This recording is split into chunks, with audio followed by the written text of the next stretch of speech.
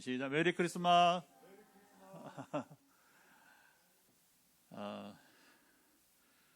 메리 크리스마스는 즐거운 성탄이란 말이 아니고, 원래는 크리스마스는 그리스도께 미사, 천주교에서 미사 예배죠. 예배.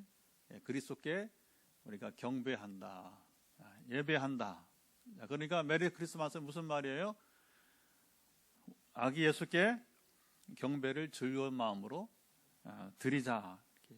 만약 우리가 이렇게 구호를 외쳤다면 우리가 즐거운 마음으로 아기 예수께 경배를 드리자, 이런 말이 되는 것이죠. 성탄절에 우리 인사는 여러분 이제 오늘 주인공이신 우리 아기 예수께 경배를 드리자는 것입니다. 오늘 성탄절을 맞아야 우리도 주님께 기쁘게 경배를 드립니다. 오늘 본문은 우리를 성탄 현장으로 이제 누가가 안내해 줍니다. 결혼하고 부부가 가장 행복할 때는 첫 아이를 잉태할 때입니다. 되게 이제 결혼하고 아이를 바로 가는 경우도 있고, 또 한두 해 지난 다음에 또는 아이가 잘 생기지 않으면 수년 이후에, 어쨌든 그때가 신혼이잖아요, 그렇죠? 되게 신혼이잖아요. 그 신혼의 기쁨과 더불어서 그 기쁨을 한 번 더 이렇게 승화시켜 주는 것이 뭐냐면, 첫째, 둘째, 셋째는 조금 희석됩니다. 그렇죠? 첫 아이를 낳을 때가 부부간에 가장 행복할 때예요. 모든 것이 신비롭잖아요. 어머니 뱃속에서 아이가 자라면서 부모는 아이가 강건하도록 매일 축복을 합니다.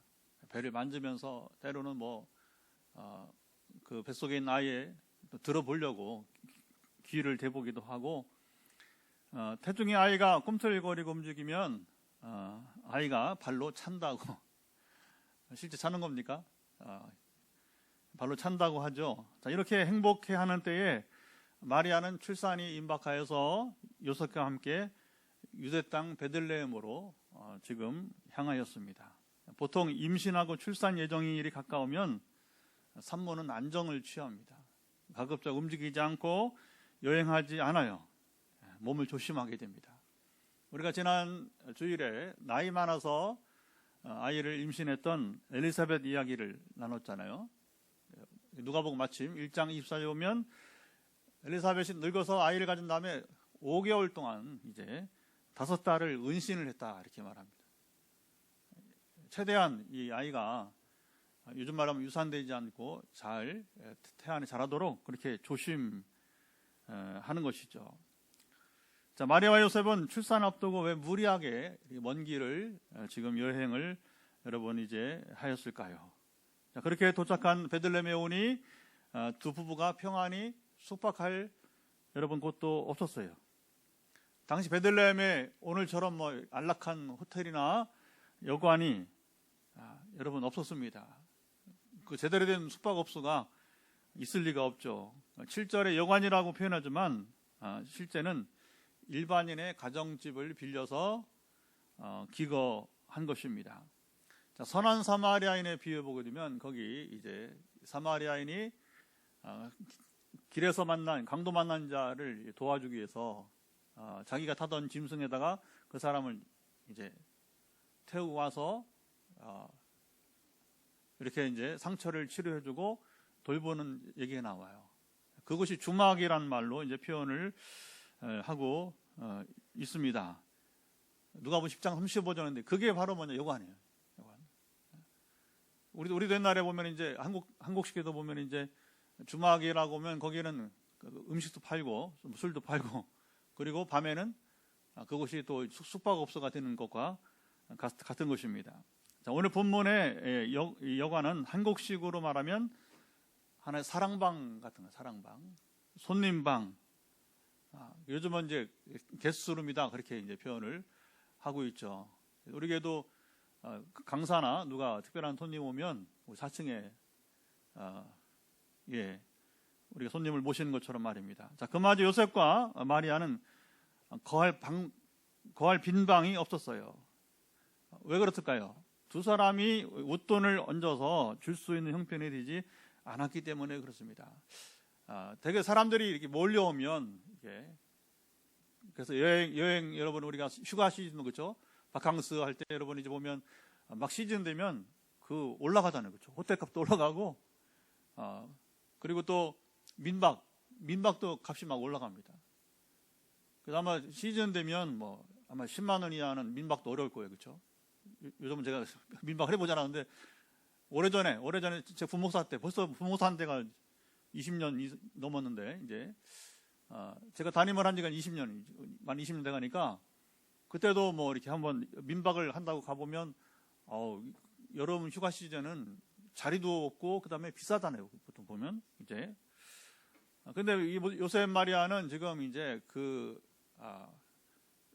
이스라엘 전체가 지금 이동을 하면서 이제 사람들이 몰리는 때이기 때문에 쉽게 이제 형편이 어려우니까 웃돈을 주고서 평안한 그런 잘 수 있는 방을 얻지 못했다 하는 얘기입니다. 그리고 거기 있을 때 해산할 날이 찼고 첫 아들을 낳았습니다. 자, 아기 예수께 탄생하시고 편히 누우실 방이 없었어요. 그래서 마리아와 요셉은 이 아기 예수를 어디에 누웠다고요? 구유에 누웠습니다. 구유는 우리식으로 생각을 해서 말이나 여러분 소의 구유가 아니었어요. 염소나 양을 키우는 구유로 보는 것이 좋습니다. 왜냐하면 이스라엘은 비가 졌기 때문에 큰 짐승을 키울 수가 없어요. 비가 많이 와야 우리처럼 이제 비가 오니까 풀이 충분하잖아요. 그러니까 이제 큰 짐승을 키울 수 있는데 이스라엘은 보통 가정에서는 비가 적으니까 풀이 적단 말입니다. 그래서 대개는 작은 짐승, 염소나 주로 양을 이제 키우게 되는 거죠. 특수한 지역에서 물이 조금 있는 갈릴리 호수가나 특수한 지역에서나 이제 소나 말을 키울 수 있지 그런 것입니다. 자, 첫 자녀의 출산과 기쁨과 축제가 되어가는 상황에서 두 부부는 당혹스러워했을 것입니다. 두려움 가운데 있었습니다. 아이를 낳아봤어야죠. 남자 여자 간에 첫 아이 낳고 키울 때가 많이 힘들어요. 그리고 뭐 조금만 이렇게 아이가 이제 아파도 막 병원에 저도 뭐 우리 큰딸 지금 이제 31살 된 딸인데 처음에 날 때는 뭐 조금만 아파도 뭐 병원에 데려가고 그렇죠. 아주 뭐 안절부절 못합니다. 아이가 조금만 이렇게 아파도 둘째부터는 이게 좀 여유가 생겨요. 둘째 출산도 그렇고 또 양육이 둘째부터 셋째는 자동으로 큰 것 같아요. 우리 예찬이는 아주 뭐 여유를 갖죠. 조금 아파도 참고 병원에 쉽게 안 가고 병원에 능사가 아니잖아요, 그렇죠? 그럼 조금 여유를 갖는데 지금 여기 여러분 어린 이 남녀가 또 지금처럼 여러분 결혼 연령이 뭐 30 뭐 전후되는 것도 아니고 거꾸로 20살 미만의 이 젊은 남녀가 첫 아이를 낳고서 또 지금 방도 없죠. 얼마나 당혹스럽고 두려움 가운데 있었겠습니까? 자, 마리아와 요셉이 뜻밖의 당혹감과 두려움을 경험했듯이 밤때 양떼를 지키던 목자들도 역시 그랬습니다. 갑자기 목자들 앞에 누가 나타났습니까? 천사들이 나타나고 거기 보니까 주의 영광이 두루 비추었어요. 자, 목자들이 크게 무서워했어요. 9절 보니까 실제로 크게 무서워했다 이렇게 표현하고 있지 않습니까? 자, 주의 영광이 비추었다는 말은 하나님이 임하신 것입니다. 하나님 천사들만 보는 게 아니라 하나님 실제 그 자리에 임하신 것이고 굉장히 중요한 말입니다. 하나님이 임재한 것을 신학적으로는 현현, 나타날 현자를 두 번 반복합니다. 현현, 에피파니나만 쓰는데 자, 목자들이 처음 맞이하는 경험이었습니다. 자, 하나님 이렇게 임하시는 경우가 여러분 매우 드뭅니다. 성경에 보면 실제로 하나님이 여러분 이렇게 이런 장면, 이런 모습으로 나타나신 경우가 손꼽아요. 손꼽아. 우리 평생에 한 번 경험하기도 어렵습니다. 영적인 큰 경험을 해본 사람이라면 가령 모세처럼 모세는 뭐 하나님이 얼마나 여러 번 임했어요.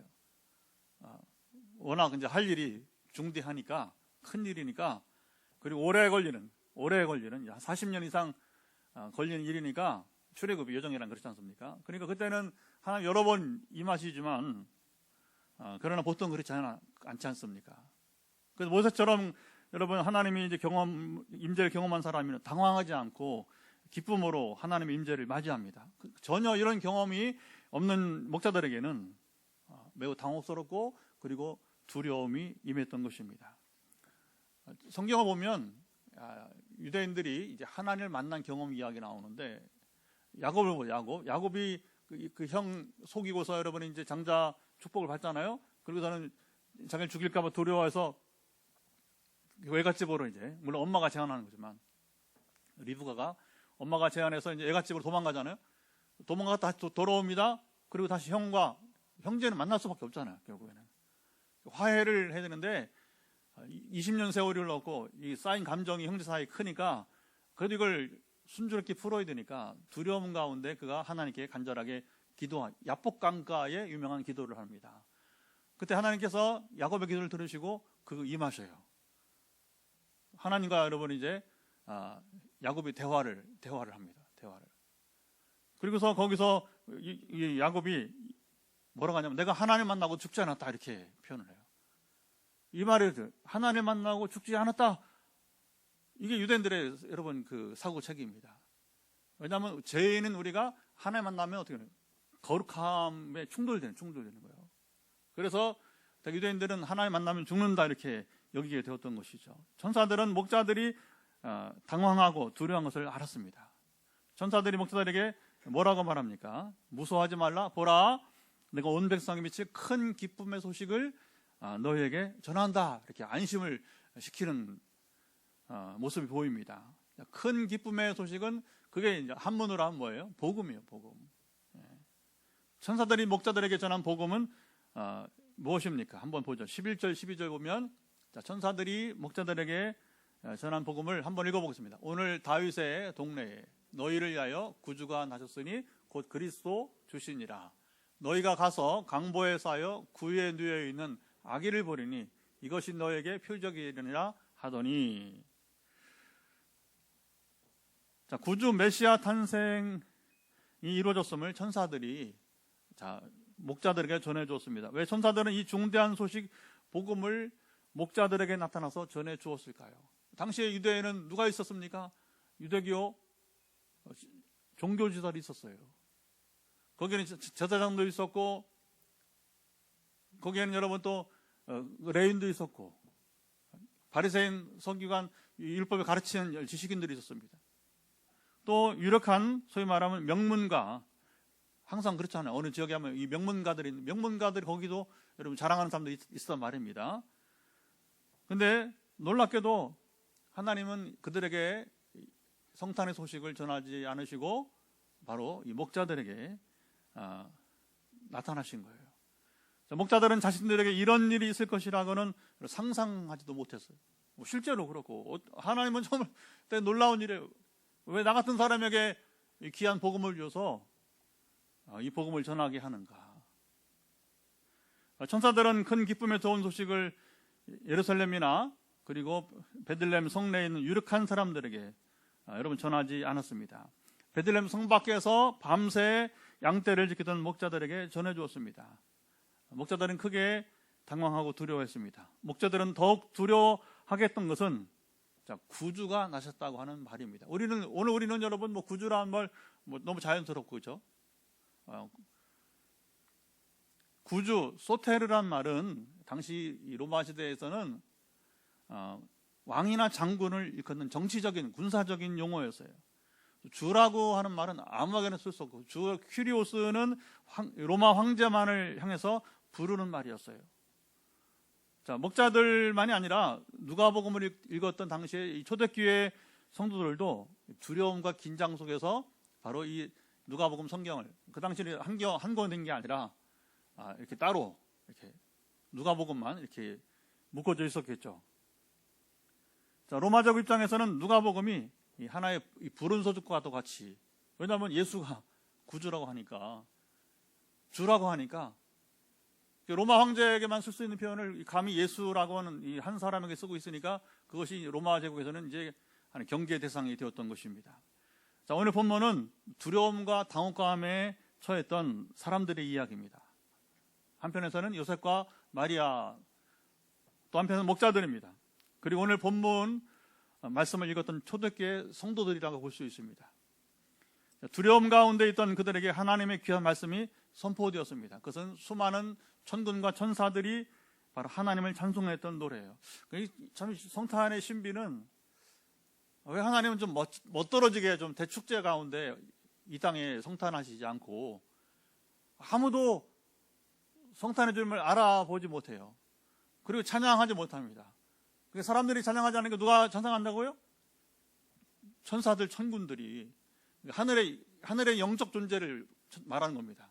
육신에 입은 우리 사람이 아니고 하늘의 영적인 영물들을 말하는 거예요. 우리가 천사들이 찬양하는데 14절 어떻게 노래했는지 한번 읽어보겠습니다. 14절 지극히 높은 곳에서는 하나님께 영광이요 땅에서는 하나님이 기뻐하신 사람들 중에 평화로다 하니라.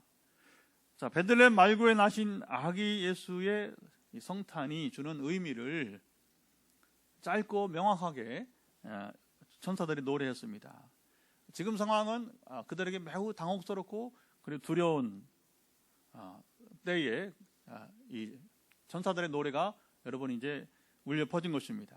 오늘 본문은 로마 황제 가이사 아구스도의 호적 명령으로 시작합니다. 브레뇨가 시리아 총독이었을 때입니다. 누가가 밝히고 있는 거죠. 누가는 직업이 의사였고 그는 아주 세밀한 사람, 꼼꼼한 사람이에요. 그래서 이렇게 첫 우리 시작을 이렇게 말한 것은 뭐냐? 성탄이 바로 역사적 사실임을 드러내기 위해서 누가가 이렇게 자세하게 여러분 밝혀주고 있는 것입니다. 정확한 역사 이야기임을 전하게 된 것입니다. 자, 마리아가 만삭이 되어서 출산을 앞두고 있었지만 로마 황제의 명령을 거부할 수 없었던 것입니다. 누가 여러분 로마 황제의 말을 거부할 수 있겠습니까? 다 고향으로 가라. 고향에 가서 호적을 하라. 왜 그러겠어요? 세금을 정확히 거두려고. 제국주의는 아주 무섭습니다, 여러분. 이제 철저한 착취, 식민 통치라는 게 우리도 옛날 일본에 당했지만 보통 이해 아니거든요. 철저한 착취를 위해서 이제 호적을 명령하게 된 것입니다. 자, 요셉이 마리아와 함께 고향 베들레헴으로 향하게 되었습니다. 터키 서부에 가면 프리에네라고 하는 로마 시대 유적지가 있는데 옛날 터키 땅이 로마 시대의 아주 중요한 여러분 지역입니다. 특히 아시아 쪽에서는 이제 로마가 말하자면 본부가 있고 아시아를 대표하는 데는 에베소라고 성게나 에베소 거기가 수도예요. 아시아 수도입니다. 로마가 정한 아시아 수도. 당시에 20만 명 이상이 살아요. 에베소에. 그래서 그 에베소를 중심으로 하는 터키 해안이죠. 터키 해안 거기가 중요한 거점지가. 그 다음에 어디냐면 이 북아프리카의 오늘 이집트의 알렉산드리아. 거기가 이제 그 로마의 본부 아시아는 바로 에베소를 중심으로 하는 터키 서부 지역. 그리고 이제 남단에는 이제 이집트의 알렉산드리아가 항구도 크고 로마가 지배하는 주요 이제 세 곳이 되는 것이죠. 그러니까 로마의 유적지는 어디 있느냐? 주로 로마에 있고, 그다음에 터키에 많이 있고, 그다음에 북아프리카에 이제 특히 이집트 쪽에 많이 있다 이렇게 보면 되게 되는 것입니다. 터키 서부의 프리에네 유적지에 중요한 비문이 비석이죠. 비문이 20세기 초반에 발견되었습니다. 비문은 이 지역의 총독이었던 막시무스라고 하는 사람이 바로 가이사 아구스도, 여러분이 말하는 시저라고 부르죠, 보통 영어로. 시저 아구스스를 칭송한 것입니다. 자, 가이사 황제를 뭐라 표현하요? 신이 보낸 구주라 이렇게 해서. 우리가 예수님을 부를 때 말은 똑같은 표현이에요. 구세주, 세이비어라고 말하고 그의 생일이 가이사 황제의 생일이 바로 뭐냐? 복음의 시작이라고 비문에 써 있어요. 기쁜 소식 똑같이 쓰고 있어요. 똑같이. 유앙겔리온, 헬라어로 유앙겔리온 똑같이 복음이라고 쓰고 있습니다. 자, 가이사가 구주가 되고 복음의 시작이 되는 것은 잘 들어보세요. 가이사 황제에게, 로마 황제에게 항복하고 충성을 맹세하면 가이사 황제가 그들을 멸망으로부터 보호해주는 계약을 맺게 됩니다. 이게 무슨 말이에요? 그러니까 로마 황제가 그 앞에 굴복하고 항복하고 그 다음에 충성 맹세를 하면 어느 민족이 침략을 하면 뭐냐? 가이사 황제 막아준다는 거죠. 그래서 그 민족이 멸망당함을 면한다. 그러니까 가이사 황제가 그 민족의 뭐가 되는 거예요? 구주가 되는 겁니다. 구주가 되는 겁니다. 이게 비문에 적혀 있습니다. 그 이후로 나온 게 유명한 로마의 평화란 말이 나와요. 팍스 로마나, 로마의 평화란 말이 나왔어요. 팍스는 힘에 의한 질서를 여러분 말해요. 이 평화는 내적인 평화와는 상관이 없습니다. 참 평안이 아니에요. 자, 로마의 강력한 군사력에 의해서 당시 세계의 질서가 확립되게 되었습니다. 그러니까 겉으로 보는 이제 어떤 질서의 세계, 그러나 속에는 평안이 없죠. 기독교 복음이 전파했던 용어와 참 여러분 여기 보면 동일한 모습을 보게 됩니다. 이 세계가 로마 황제에게 항복하고 충성하는 전제 아래서 그랬던 것이죠. 자, 누가 진정한 구주고 또 여러분 이제 복음의 시작인가 질문이 우리가 여러분 제기될 수 있는 것입니다. 또 하나님은 그렇게 해서 이게 참 중요한 겁니다. 그런 상황에서 뭐냐면 주님이 탄생하시고 누가 진짜 구주인지, 누가 진짜 복음의 시작인지를 역사에 여러분 드러냈다는 사실인 것이죠.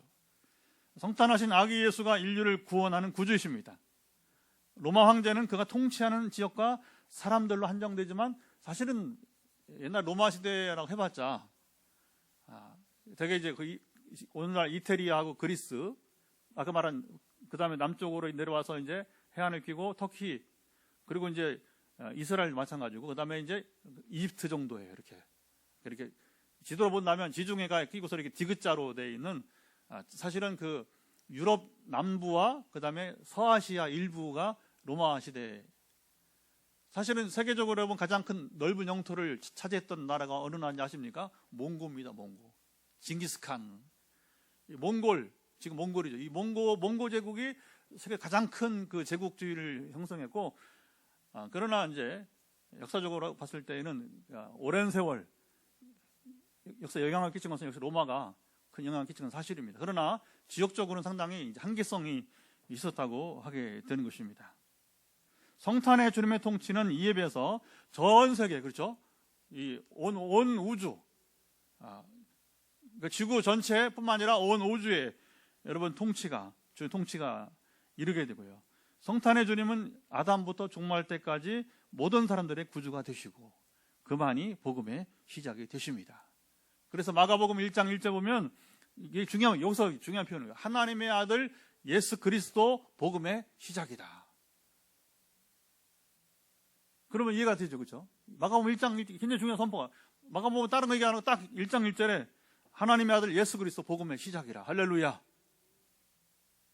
자, 오늘 본문에서 천군과 천사들은 아기 예수의 탄생이 영광과 평화라고 선포해서요.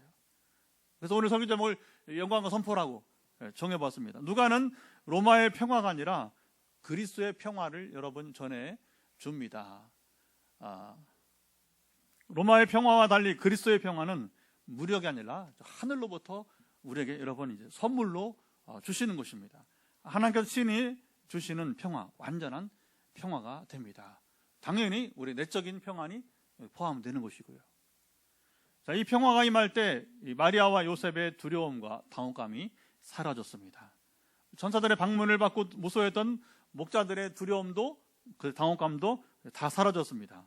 자, 누가복음 말씀을 읽던 초대교회 성도들도 두려움과 긴장이 여러분 이제 사라지며 평안을 누리게 되었어요. 그들은 죽음을 두려워하지 않고 로마 황제가 아니라 예수가 구주시다. 할렐루야. 예수가 복음의 시작이다. 그러니까 여러분 우리는 지금 뭐 당연히 그냥 자유 가운데 선포하지만 초대교회는 이런 로마 황제를 향하여서 여러분 이제 당신이 구주가 아니고 바로 예수가 구주시다 이렇게 선포한 거니까 그 두려움이 여러분 얼마나 컸겠습니까? 그러나 이제는 더 이상 그들 두려워하지 않고 담대하게 바로 예수가 구주시고 예수만이 복음의 시작임을 증거하게 되었던 것입니다. 내적인 평안이 크게 여러분 임했어요. 아기 예수는 이사야가 예언한 바와 같이 평강의 왕이십니다. 평강의 왕이신 주님이 함께 하실 때 마리아와 요셉 그리고 목자들이 평화를 누렸습니다. 누가복음 읽었던 초대교회 성도들도 오늘 우리도 동일하게 우리는 두려움과 여러분 긴장이 사라지고 참 평화를 누리는 줄 믿습니다. 오늘 우리의 환경은 두려움과 긴장감 이어지고 있지만 평강의 왕이신 주님이 함께 하실 때 우리도 참 평화를 누릴 수 여러분 있는 것입니다. 우리 신앙의 강점이 뭔지 아세요? 두려움이 없다는 거예요.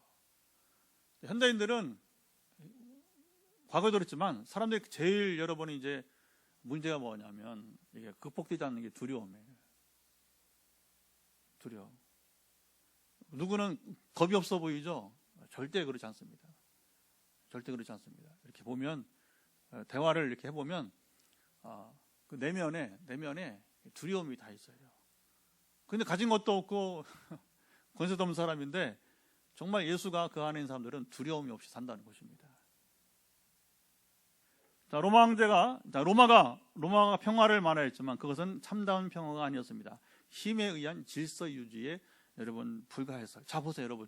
치안이 중요하죠, 치안이. 그러나 치안이 여러분 이제 유지된다고 평화가 있습니까?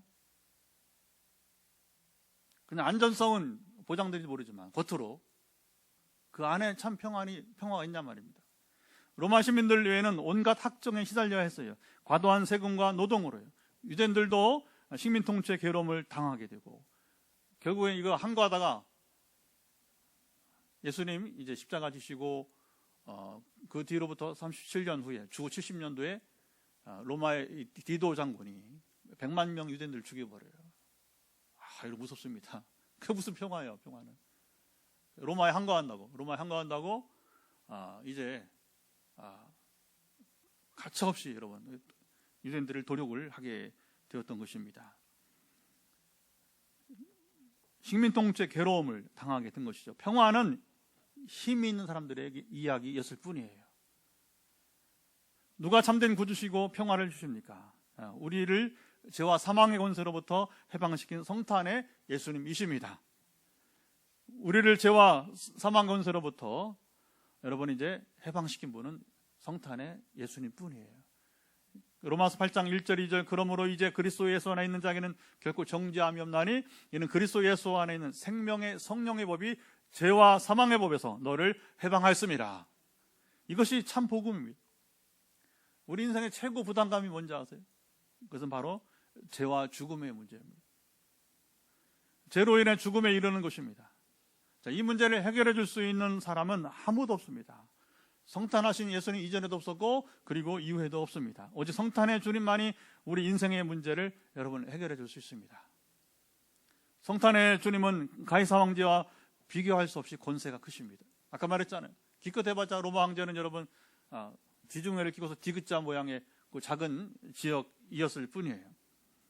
하지만 주님은 성탄의 주님은 온 우주의 여러분 주인이 되십니다. 그의 말씀에 따라 여러분 우주가 움직입니다.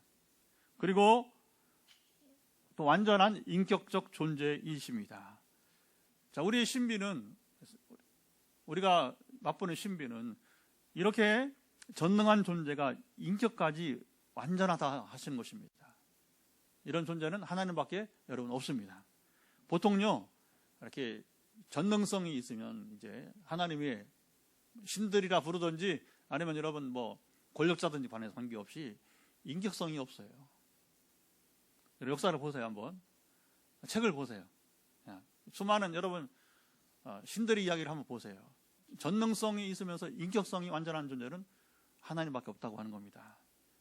그러니 우리가 뭐 정말 여러분 이 종교를 알고 여러분 인생을 알고 이 우주를 한다면 하나님을 벗어날 수 없는 겁니다. 하나님을 떠나갈 수 없는 것입니다. 우리 여러분 번지소리를 잘 찾아온 거예요. 정말 잘 찾아오신 것입니다. 아멘. 자, 이 사실이 우리에게 참 복음이에요. 저녁에 우리가 이사야 9장 6절을 나눴습니다마는 이는 한 아기가 우리에게 낳고 한 아들을 우리에게 주신 바 되었는데 그의 어깨에는 정사를 메었고 이것은 뭡니까? 지휘관. 주님만이 이 온 세상의 유일한 지휘관이 되십니다. 그 이름은 기묘자고 놀라운 일들을 행하시는 분이고 기적을 행하시고 모사하고 그분은 최고의 우리의 상담자, 우리를 돕는 분이시고 전능하신 하나님이시고 영존하시는 아버지요 평강의 왕이라 할 것입니다. 바로 이분이 성탄의 주님이십니다. 성탄은 인류 최대의 축제의 날입니다. 어느 목사님이 이번 성탄절을 즈음해서 SNS에 많이 성탄 인사 하잖아요. 그렇죠? 성탄 이야기도 하고 근데 짤막하게 그냥 뭐라 썼냐면 성탄의 주인공은 예수 그리스도이시다. 이렇게 한마디만 썼어요. 다른 거 아무것도 없어. 그냥 성탄의 주인 누구라고요? 예수 그리스도시다. 지극히 당연한 말인데 그게 오늘 한국 교회와 세계인들은 이 말대로 여러분 하고 있습니까? 지금 이제 연말 되니까 한 주 남았네, 그렇죠? 한 주 남았는데 송년회 또 그동안 또 어제까지 성탄 축제가 파티가 곳곳에서 이어져 있어요. 여러분 그 파티의 주인공이 진정 여러분 성탄의 주님이십니까? 성탄은 하나님께 영광이고 땅에서는 평화입니다. 세상에 누구도 하나님께 영광이 되지 못했어요. 구주이신 예수님만이 여러분 이제 탄생부터 죽을 때까지 죽음까지 바로 하나님께 영광이 되시게 되었습니다. 자, 오늘도 사람들은 마리아와 요셉과 같이 목자들이 경험한 평화를 여러분 이제 원합니다. 오늘 우리 가운데 참 평화가 있습니까? 성탄절에 예수님이 여러분 이 아기 예수가 주인공이 되는 사람에게는 참 평강이 임합니다. 평강의 왕이신 주님께서 주시는 평화예요. 성탄 때에는 아무도 아기 예수의 탄생을 축하하는 이가 없어서 천군과 천사들이 찬양을 했어요. 아무도 찾아오지 않으니까 애꿎은 들에서 양떼를 지키던 목자들을 하나님 부르신 거예요. 왜? 이 밤에 성탄 축하하러 가서 깨어있는 사람은 지금 양떼를 지키는 목자들밖에 없었기 때문에. 그냥 여러분 잠자는 자를 깨워서 가라 하지 않았어요.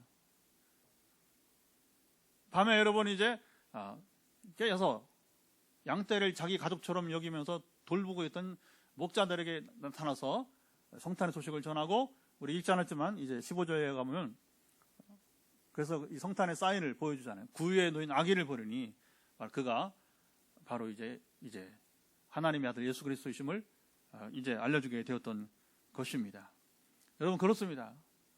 지금도 여러분 세상에 인물이 없다, 세상에 하나님을 경외하는 자 없다 하십니까? 하나님 보고 계셔요. 하나님 보고 계셔요. 지금도 깨어있는 사람을 보고 계십니다. 지금도 여러분 하나님을 향해서 그걸 경외하는 자를 보고 계십니다. 저는 분명히 믿습니다. 우리가 지금 깨어서 하나님을 경외하면 여러분 인생에 반드시 기회가 옵니다. 여러분 인생 반드시 기회가 옵니다. 우리 교회가 지금 이제 개척하고 이제 6년 지나면서 아직도 우리가 조금 이제 과제들이 있는데, 여러분 딱 한 가지입니다. 우리가 지금도 깨어서 하나님을 경외하면 반드시 우리 교회에 기회를 주실 것입니다. 우리는 그 기다리고 있는 거예요. 그러면서 우리가 힘을 함께 모으면서 달려가 보게 되는 것입니다. 자, 오늘 이 땅에서는 세계의 교회들이 엄청나게 화려하게 성탄의 주님께 연주와 찬양을 올려드립니다. 오늘도 일어나 보니까 막 SNS에 막 어젯밤에 있었던 그 성탄 축제 영상으로 찍고, 우리도 아까 막 사진 찍고 하지만 영상 찍고 사진 찍고 하는데 화려하게, 화려한 음악이 동원되면 금상첨화이겠지만 하나님이 기뻐하시고 여러분 받으시는 찬양은 범사에 하나님과 좋은 관계를 여러분 맺고 있는 자들의 찬양인 줄 믿습니다. 오늘 우리의 경배와 찬양이 성탄의 주님께 여러분 이제 하나님께 영광이 되기를 바랍니다. 바로 성탄의 주님이 하나님 영광이 되신 것 같이 우리 다 같이 일어나서 찬양하면서 오늘 우리의 이제 경배와 찬양이 하나님께 영광 되도록 같이 기도했으면 좋겠습니다. 오늘 찬양은 당신은 영광의 왕, 함께 아까 부르던 찬양 같이 부르도록 하겠습니다.